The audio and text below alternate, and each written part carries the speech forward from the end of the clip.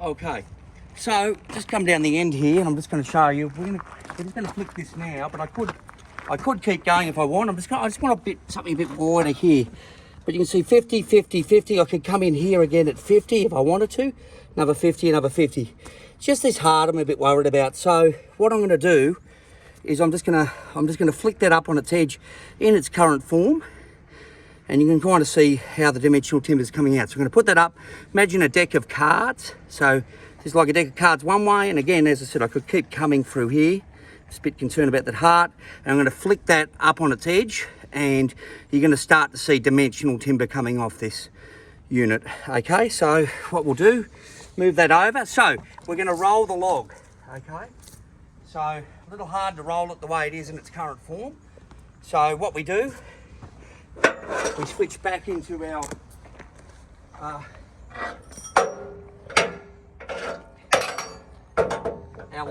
log supports. Now what these are, if I can, I want these a little higher than the log. Some people put a vehicle strap when you're really, like if you're cutting on the 40 on them.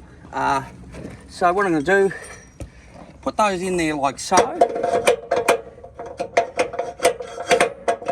Nice and high. Just going to grab the cant hook.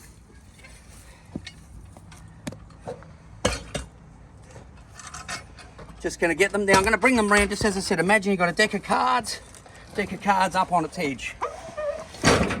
Bang. And you see there we go. That's our next cut there. So just come around the front. So you can see our cut's gone from here to here to here. Again, I'm after something a bit wider, but again, I could have kept going. So we're just going to cut through here and you'll start to see. So I'm going to be dropping this. I'm going to just trim the top out here. But I'm going to be dropping this around 100 mil each time. So it's approximately there. I'm only going to get a couple out of it, but it's just to show you. Okay, so what I want to do, don't want anything hitting the machine as it comes through. Minimise your steel. So I'm just going to drop these out. Put them up underneath, don't want anything to trip on. And in we go. And in we go. I'm just leaving that candle sort of like a second hand. It's just the gravity sort of holding those in place. Just going to come in with the log clamping, getting as low as I can. And you can see, I really want to squeeze these. That's why I have trouble with ones that use cams, because they just seem to let go, and they roll the log sometimes up on their edge, so you get inaccurate. I prefer screws, good old reliable screws. Sometimes I move logs over with them, nice and low.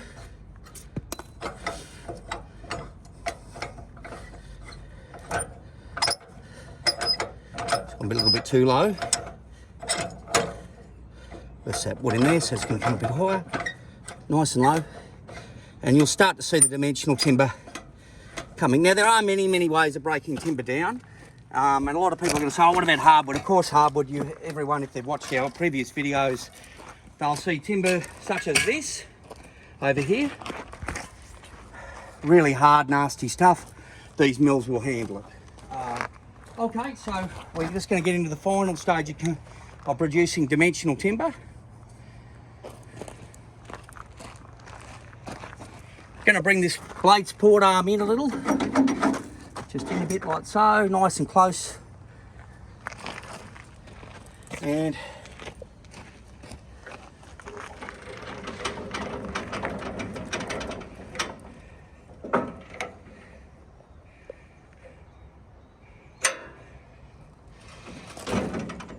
water on.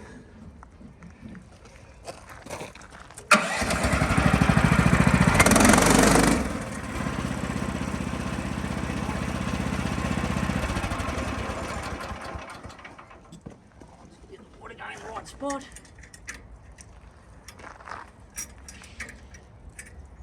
Always happens on the night.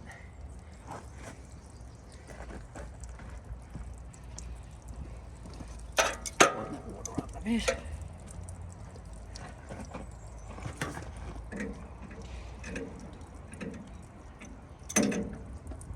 All right. Okay, bit of running maintenance. Okay.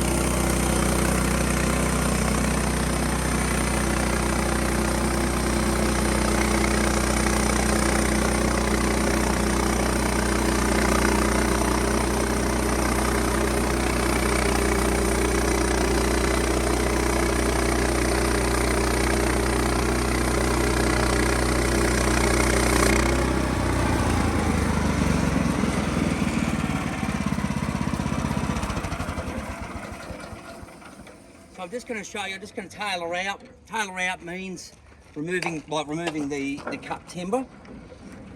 So, but you can see it's a fairly simple principle.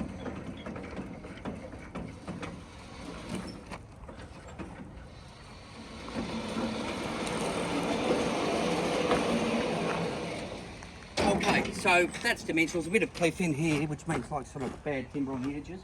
But just come around the front so you can see your timber. So you can see your boards. So there's a board coming out, another board, another board. So you see timber coming out. So that is how you cut timber, dimensional timber on a bandsaw. Okay.